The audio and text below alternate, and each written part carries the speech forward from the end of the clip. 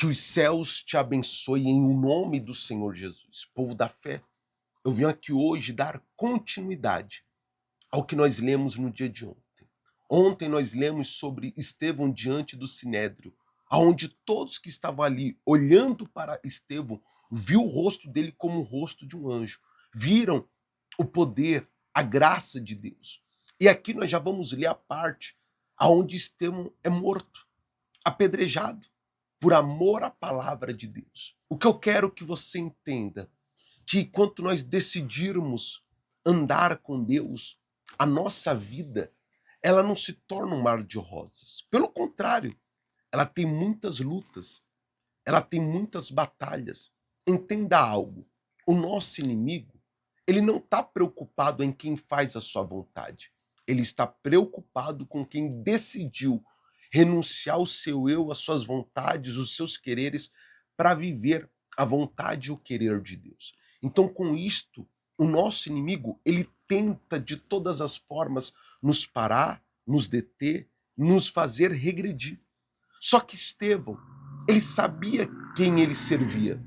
Estevão sabia o que ele estava anunciando. Então ele foi firme. Quanto o Sinédrio o julgou, quanto foi lhe falado, quanto lhe foi falado para apresentar a sua defesa, e ele apresenta. Só que quando ele apresenta a sua defesa, ele fala da grandiosidade de Deus. Ele fala do poder de Deus, da graça de Deus e o que Jesus irá fazer na sua volta. Então, aqueles que estavam no Sinédrio, aqueles que estavam ouvindo aquilo, eles se enfureceram ainda mais, se indignaram ainda mais. Então, eles condenam Estevão à morte pelo apedrejamento. Veja que morte horrenda é essa, pessoal. Morte por apedrejamento, ser apedrejado até a morte. E Estevão passa por isso. Só que Estevão, quando começa a ser apedrejado, ele levanta os olhos e vê a graça de Deus. Ele vê a glória do nosso Deus. Ele vê Jesus à destra do nosso Salvador. Ele vê a grandiosidade de Deus. E ele se alegra. Porque é isso que você tem que ter. Independente do momento, da fase da vida que você esteja vivendo, você tem que saber que a presença de Deus, ela está dentro de você. Você tem que saber para onde vai o seu espírito. Aqui no nosso país, o Brasil, é maravilhoso pregar o evangelho. É maravilhoso dizer que é cristão. A gente não vivemos num país, meu amigo, que é perseguido, que vive em perseguição pelos evangélicos. Não, pelo contrário. A gente podemos pregar, podemos falar de Jesus na internet, podemos anunciar o evangelho. Tem uma dor de cabeça aqui, uma dor de cabeça ali? Temos. Mas nada se compara ao que alguns países fazem com aqueles que pregam o evangelho. É como na igreja primitiva, que para eles pregarem a palavra, tem que se reunir em lugares escondidos. A palavra de Deus, para chegar, é de um acesso muito, mas muito difícil. As pessoas têm fome e sede da palavra de Deus. E nós temos o privilégio de termos a palavra à nossa disposição e não damos o devido valor. Estevão, ele esteve disposto a morrer por amor à palavra, por saber que Jesus o aceitou, por saber que Jesus mudou a vida dele. E ele pagou o preço. E muitas das vezes, hoje, nós não queremos pagar o preço. Quando é pregado uma palavra mais dura, uma palavra de correção, de repreensão, a pessoa ela não quer mudar. Ela quer trocar de igreja. Ah, vou para outra igreja, essa igreja que o pastor está muito duro, muito pesado. Não é. É porque a partir do momento que nós conhecemos a palavra, o evangelho, nós temos que mudar. Nós temos que fazer escolhas que vão determinar o que vai acontecer com a nossa vida. E eu não estou falando da vida física, eu estou falando do nosso espírito. Você não tem que ter medo e preocupação com o que vai acontecer com a carne, mas sim com o seu espírito, com a sua alma.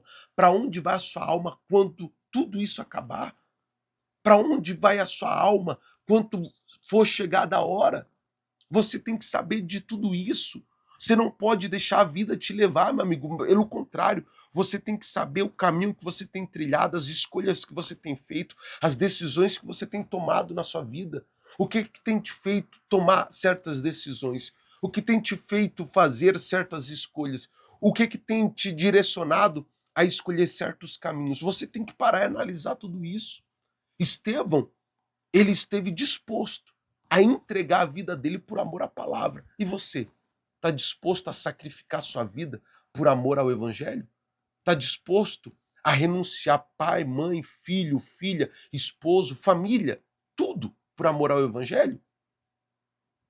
Está disposto? Pode ser que sim, pode ser que não. Pastor, eu estou disposto. O que você está fazendo para isso acontecer? Qual o caminho você tem trilhado para alcançar a salvação da sua alma? Não é ser crente alienado, não. Não é ser aquele crente chato, não.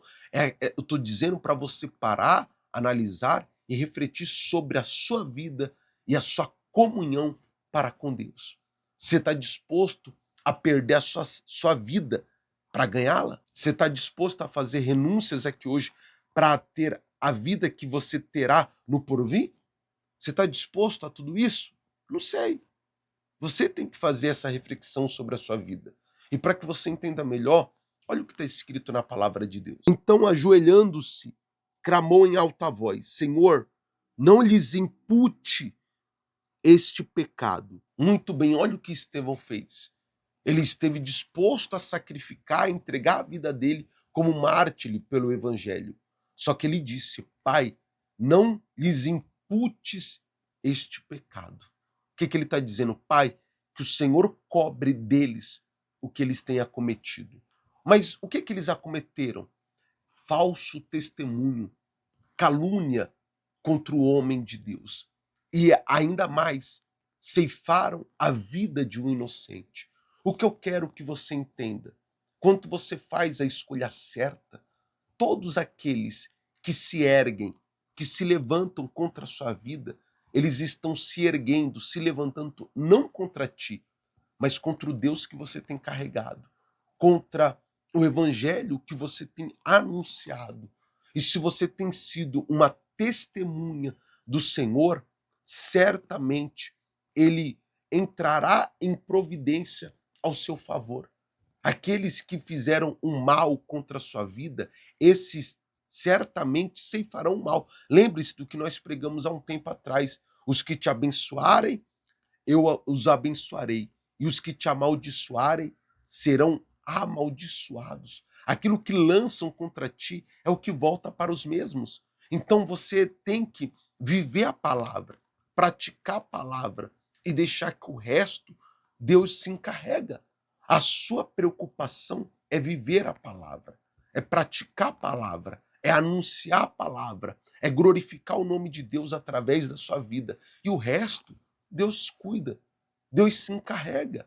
Pastor, eu desejo isso, pastor, eu desejo aquilo, pastor, quero ver isso, eu quero ver aquilo. Faça a sua parte, viva a palavra, o evangelho, e Deus operará as demais coisas na sua vida. Fizeram um mal contra Estevão, mas Estevão falou: Pai, que o Senhor não os imputes deste pecado, que a mão do Senhor recaia sobre eles. O que eles estão fazendo contra mim hoje, que o Senhor faça a tua justiça, não a minha. Entenda algo, não é a justiça terrena, mas sim a justiça do alto, que será operada sobre cada um deles. Mas você tem que viver o evangelho e a graça de Deus. Amém, gente? Graças a Deus. Deu para compreender? Espero que sim. Então, neste momento, eu gostaria de unir a minha fé à sua e juntos viéssemos orar e invocar o nome do nosso Deus. Então, vamos orar. É momento de oração. Senhor, nosso Deus e amado Pai, bendito, exaltado e glorificado seja o teu nome. Que o Senhor, meu Pai, venha agir com o teu poder em nossas vidas. Que o Senhor, meu Pai, nos dê a sua força, a sua intrepidez, a continuarmos, a prosseguirmos vivendo, meu Pai, a sua palavra e o teu querer. Que o Senhor nos dê força para nos desviarmos do mal, para renunciarmos às nossas vontades, os nossos quereres, e venhamos estar disposto a fazer o que é necessário ser feito para que o seu evangelho venha a ser anunciado pelas nossas vidas. Estevão esteve disposto a sacrificar sua vida e assim o fez. Como a igreja primitiva no passado, meu Pai, foi o mártir vivo, meu Pai, para que o evangelho viesse crescer, se espalhar, meu Pai, a esses 4 cantos do mundo, que nós venhamos estar disposto, meu Pai, a pagar o preço necessário pelo seu evangelho, pela tua palavra, pela verdade a qual nós cremos, descrita na sua palavra. Que o Senhor não deixe, meu Pai, sermos enganados, ludibriados, iludidos, meu Pai, pelas investidas do inimigo, que os nossos olhos não venham se confundir, se enganar, meu Pai, com as mentiras e o engano deste mundo, mas pelo contrário, que venhamos buscar cada vez mais e mais do teu amor, da tua graça, da sua benevolência, que venhamos conhecer mais e mais de ti, que o teu Espírito seja derramado sobre a nossa vida, a nos fortalecer, a nos erguer, a nos levantar.